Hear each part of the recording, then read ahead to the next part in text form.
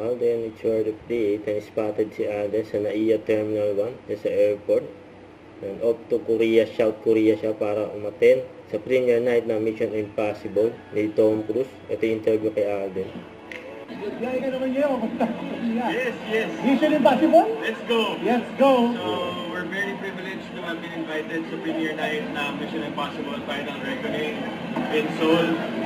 Na-invite tayo ng Paramount Pictures for it, and tayo rin yung makalat na napiling Filipino delegate for the premiere night. So, I'm very excited dahil kasama ko na yung second question kasi namin doon sa pagkapan. Dahil I'm a super fan of the franchise. I've watched all of the Mission Impossible movies. And grabe, nung nag-meeting pa lang ako with Paramount Pictures Philippines, in-express ko na at sinabi ko na sa kanila lahat ng alam ko about the film, about how I look up to Tom Cruise being one of the best action stars of all time.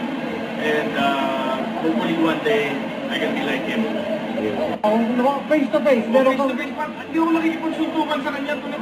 Hindi, pero siyempre, lagi lang sa big screen ko nakikita yan si Tom Cruise. Sobrang idol ko yan sa lahat ng mga ginagawa niya pelikula. From Mission Impossible to Jack Reacher to Top Gun. Pinanood ko yan, pinapanood ko yan kasi isa sa mga nilulukat kong traits niya is his work ethics and how he does his stunts by himself. Talagang nagtitrain siya, maka-skydive, mapapalong sa cliff with a motorcycle and parachute. Tapos, basta lahat, tumalong sa building, sumabit sa aeroplano. Gagawin mo? Lahat yun. With proper training of person safety.